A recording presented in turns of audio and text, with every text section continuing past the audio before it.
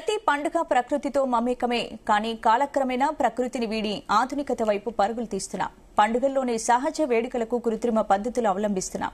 కానీ సిద్దిపేట జిల్లాలో నేటికి కొన్ని సాంప్రదాయ అలవాట్లు అలాగే సజీవంగా కొనసాగుతున్నాయి. అలాంటి వాటిలో హోలీ పండుగ కూడా ఒకటి. ఈ పండుగకు ఆ గ్రామంలో అందరూ నేటికి రంగుల కోసం మోదుగు పూలనే వాడుతున్నారు. ప్రకృతి నుండి సేకరించిన పూలతో సంప్రదాయబద్దంగా రంగులను తయారు చేసుకుంటున్న గ్రామంపై ప్రత్యేక కథనం.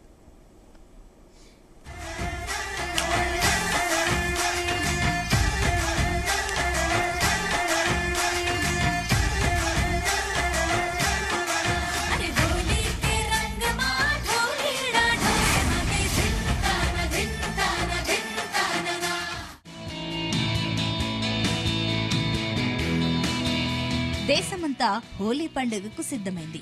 రంగుల పండుగకు కొద్ది గంటలు మాత్రమే సమయం ఉండడంతో చిన్న పెద్ద తేడా లేకుండా అందరూ ఎంతో ఆతృతగా ఎదురు చూస్తున్నారు. అసలు హోలీ అంటేనే కలర్ఫుల్. యువత రంగుల్లో మునిగి తేలిపోతారు.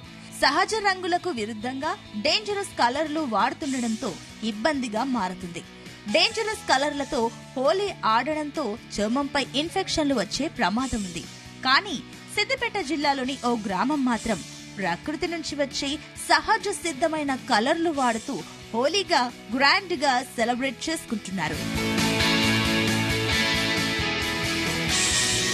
సిద్దిపేట జిల్లా గోవర్ధనగిరి గ్రామంలో గ్రామస్తులు అందరూ సంప్రదాయబద్దంగా ప్రకృతి నుండి సేకరించిన రకరకాల పువ్వులతో తయారు చేసిన రంగులతోనే గత కొన్ని సంవత్సరాలుగా హోలీ పండుగ జరుపుకుంటున్నారు.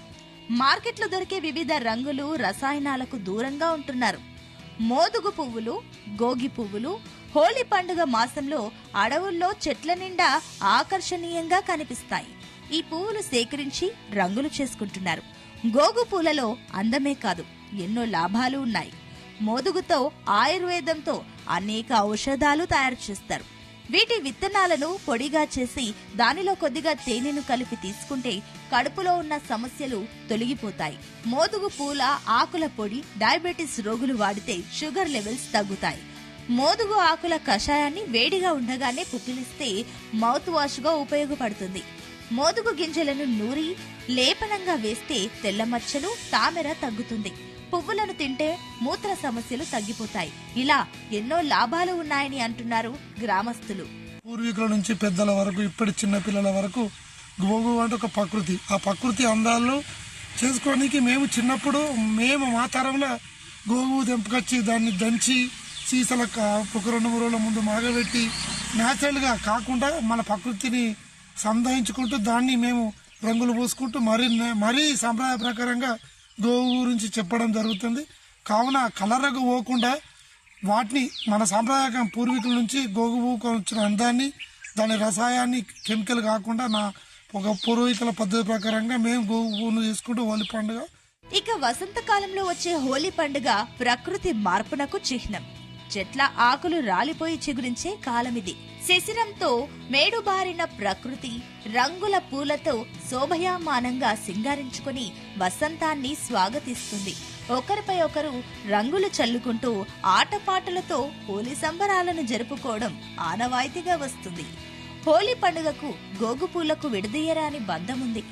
గతంలో హోలీ వస్తుందంటే చాలు వారం రోజులు ముందుగానే పిల్లలు యువకులు గోగు పువ్వులు తీసుకువచ్చి నీటిలో నానబెట్టేవారు.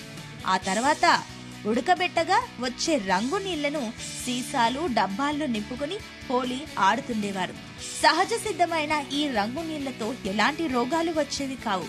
అయితే ఆనాటి జ్ఞాపకాలు రోజురోజుకు అంతరించిపోతున్నాయి. అప్పటి కాలంలో వాడే రంగులను సంప్రదాయాలను ఈనాటి ప్రజలు పట్టించుకోవడం లేదు.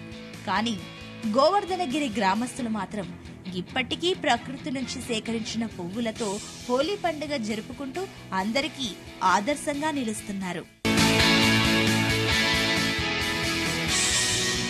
మొత్తంగా హోలీ పండుగ అనగానే వివిధ కెమికల్స్ కలిపిన రంగులను వాడడం రొటీన్ అయిపోయింది. వీటితో అనేక రకాల చర్మ వ్యాధులు ఇబ్బందులు తలెత్తుతున్నాయి. ఒక్కోసారి రంగులు కళ్ళల్లో పడి కొందరు కళ్ళు పోగొట్టుకుంటున్న ఘటనలు ఎదురవుతున్నాయి. ఈ నేపథ్యంలో హోలీ వేడుకల్లో సహజ సిద్ధమైన రంగులనే వాడాలని వైద్యులు సూచిస్తున్నారు.